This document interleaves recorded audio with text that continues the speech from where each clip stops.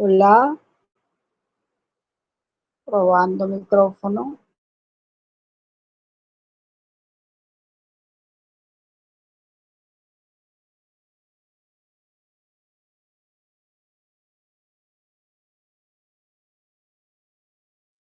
Hola, mami. Pues nadie se ha conectado, o sea, tú y yo.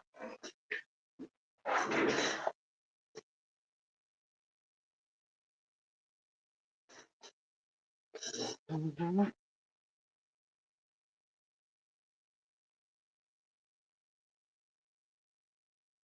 Hello, Camilo.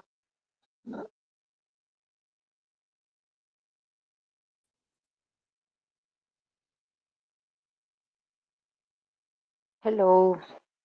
Hello, Eric. Hello, Janet. Hello. Well, let's start reading.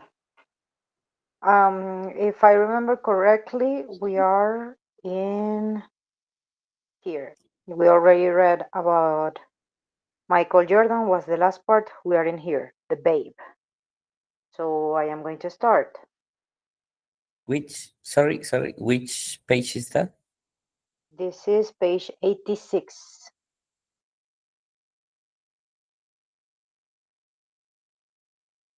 The babe. Very well. Okay, yeah, I'm there.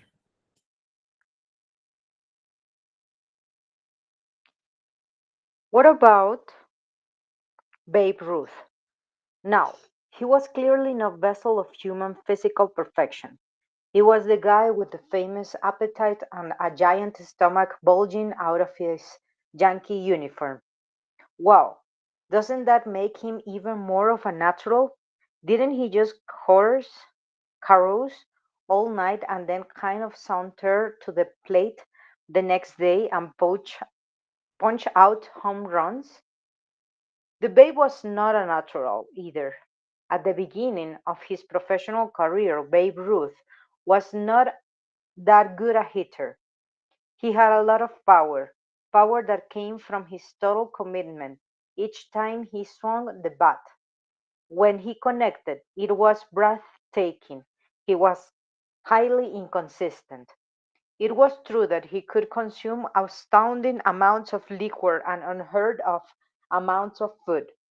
After a huge meal, he could eat one more or more whole pies for dessert, but he could also discipline himself when he had to.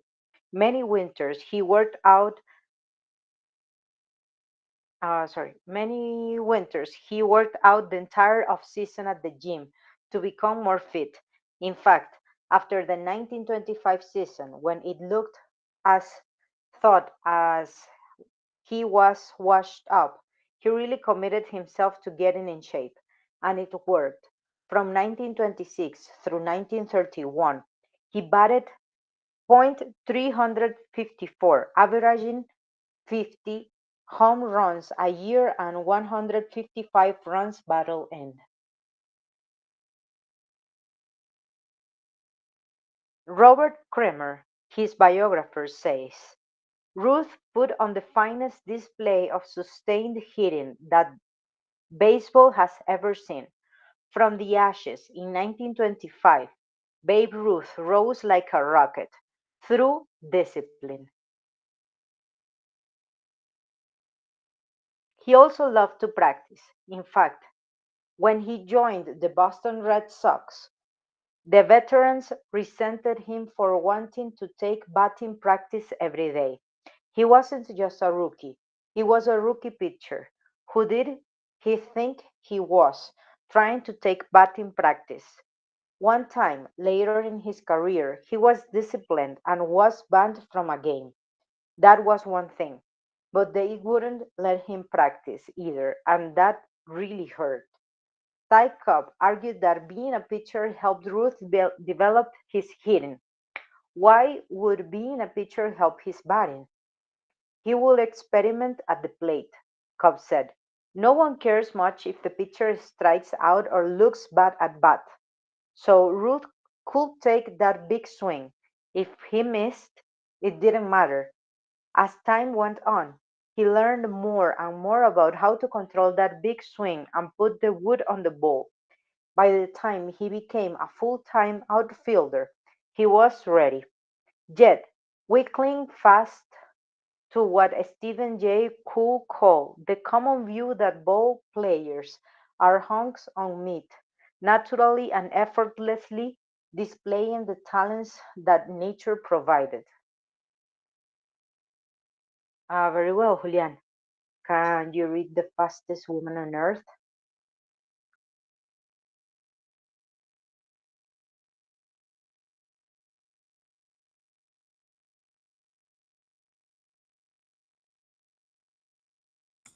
Yes, yes, yes. Sorry. Mm, I have many windows open. Yeah. The fastest woman on the earth. What about Wilma Rudolph, hailed as the fastest woman on the earth after she won 3 gold medals from for sprints and relay in the 1960 Rome Olympics.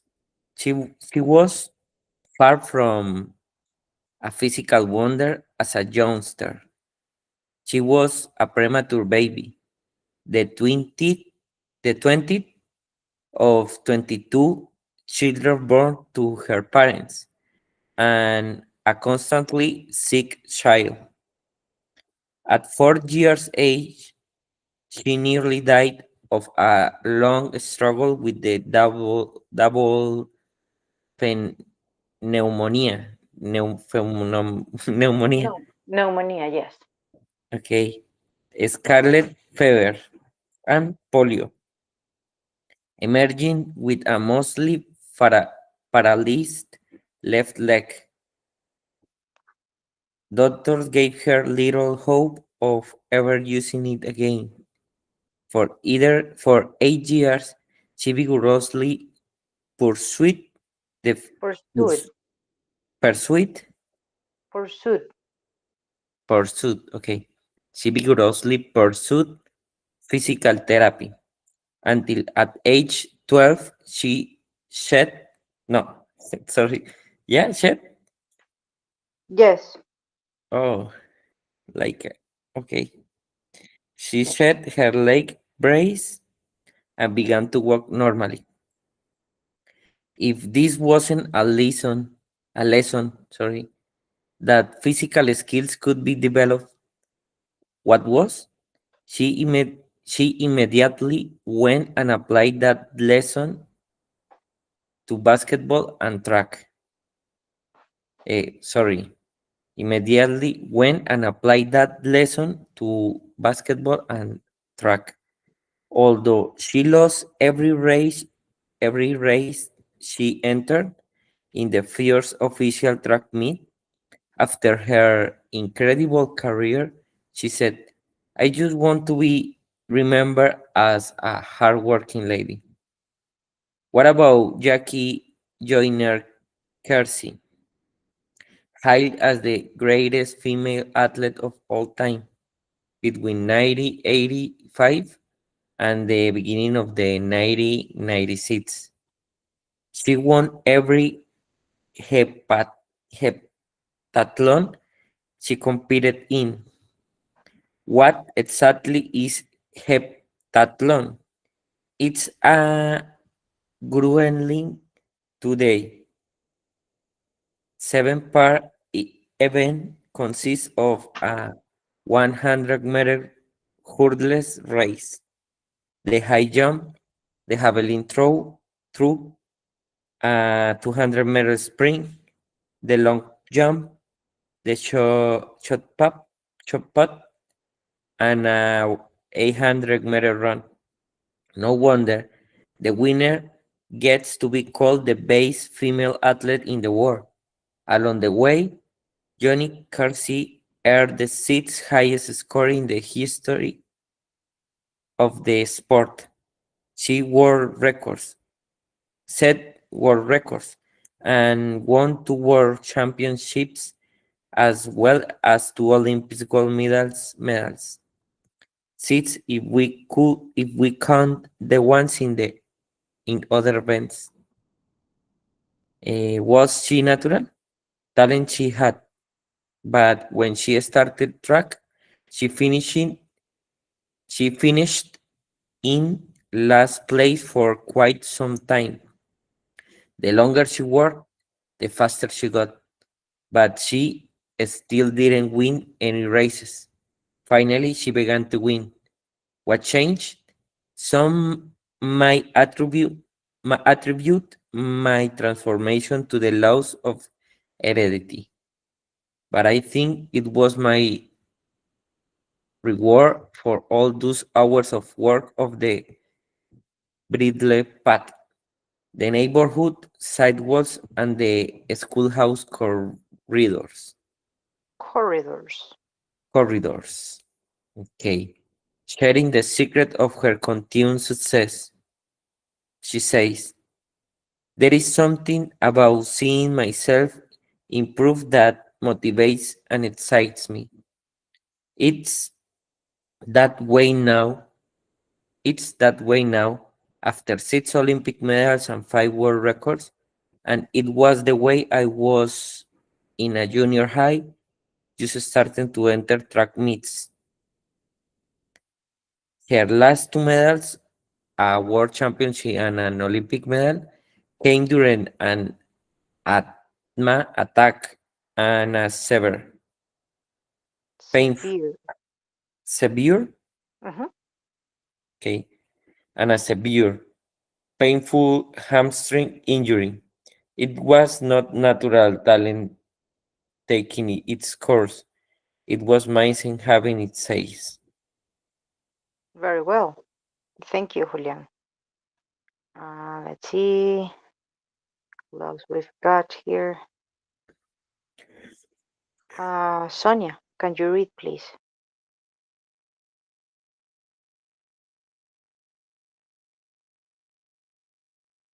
Here in natural shouldn't need effort. Okay, natural shouldn't net effort. Need. Need effort. Did you know there was once a strong belief that you couldn't physically train for golf, and that if you boil your strength, you will lose your touch? Until Tiger Woods came along with his workout and regimens and fierce Regimes. practice habits and won every tournament there was to win. In some culture, people who try to go beyond their natural talent through training received sharp disapproval. You were supposed to accept your station in life. This culture would have hated Maury Wills.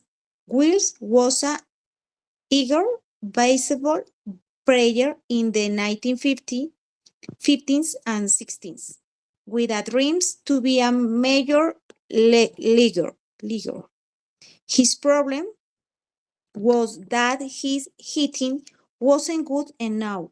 So when the Dodgers signed him, they sent him down to the leagues, Minor leagues. minor leagues, the minor leagues, the minor leagues.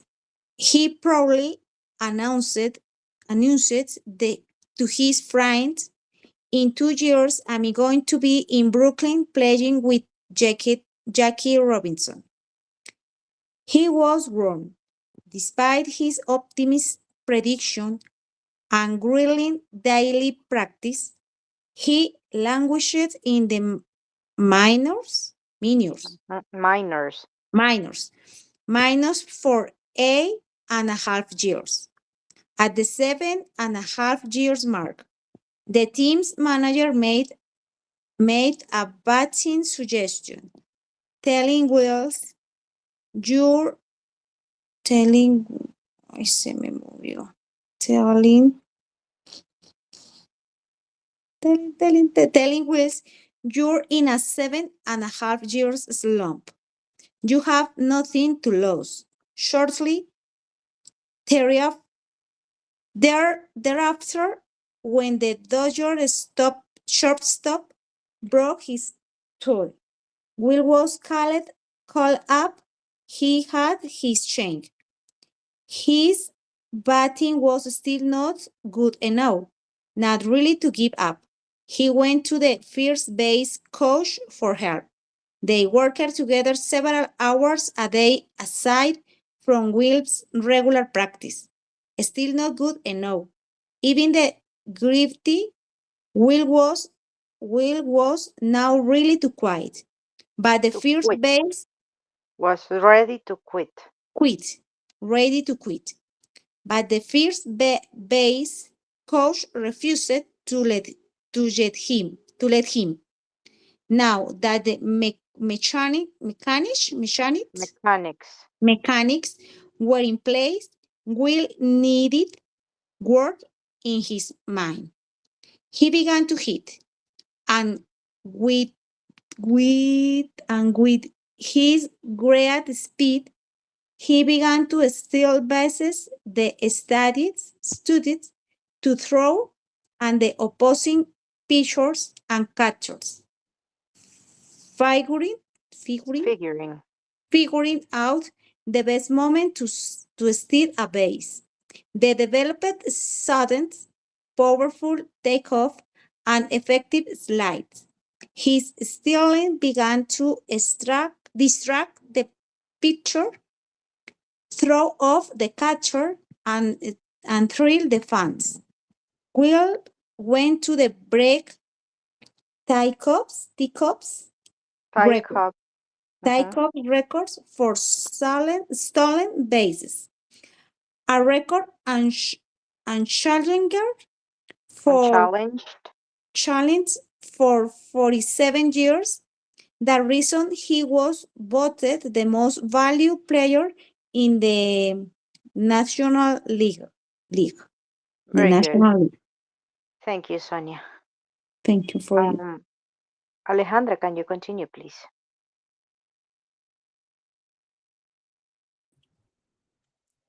Nine. Sport IQ. You would think the sport world would have to see the relation between practice and improvement and between the mind and performance and stop harping so much on innate physical talent. Yet it's almost as if they refuse to see. Perhaps it's because, as Malcolm Gladwell suggests, people prize natural endowment over earned ability, as much as our culture talks about individual effort, effort and self-improvement. Deep, deep draw. He argues, Argues. argues. He argues we revere the naturals. We effort and no, sorry. We We like like to think of our champions and idols or idols. superheroes, idols Mhm. as superheroes who were born different from us. We don't like to think of them as relatively ordinary people who made themselves extraordinary. Why not? To me, that is so much more amazing. Even when experts are willing to recognize the role of the mind. They continue to insist that it's all innate. This really hit me when I came upon up- yes, an Yes. article about Marshall Falk the great, running back for the, en ese case como Saint, señor, no, sí, Santo. okay, Saint Louis Rams football team. Folk, Folk had just become the first player to again combine two 2000 rushing and receiving yards in 4 consecutive seasons. The article written on the eve of the 20 ¿cómo es? 22 No. Super You Bowl. can say 2002. Okay, 2002. Thank you. Super Bowl talk about folks uncanny skill at Knowing. where every player knowing Mm-hmm. knowing where every player on a fire is, even in the swirling chaos of 22 running and failing players. He not only knows where they are, but he also knows that what they are doing and what they are about to do. According to his team team ¿cómo se llama? Teammates, he is never wrong. Very good, Incredible. Alejandro. Thank you. Thank you very much. I'm going to finish here. Incredible. How does he do it? As folk tells it, he spent years and years watching football. In high school, he even got a job as a ballpark vendor, which is hated, in order to watch pro football. As he watched, he was always asking the question, why? Why are we running this play? Why are we attacking it this way? Why are they doing that? Why are they doing this? That question, Folk says, basically got me involved in football in more in-depth way. As a pro, he never stopped asking why and probing deeper into the working of the game. Clearly, Folk himself sees his skill and the product of his insatiable curiosity and study. How do players and coaches see it? As a gift. Marshall has the highest football IQ of any position player I've ever played with, says a veteran teammate. Other teammates describe his ability to recognize defensive alignments flawlessly as a savant's gift in all of his array of skills. One coach explained, it takes a very innate football intelligence to do that. Very good.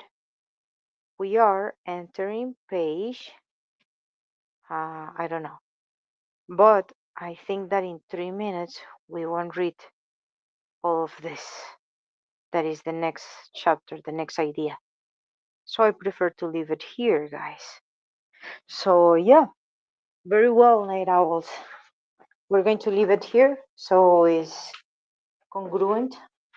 We start tomorrow in this page, and you will have in YouTube the recording of this session. And very well. Thank you Thank you, very much. Ricard. Good Have a night. very good night. Yeah.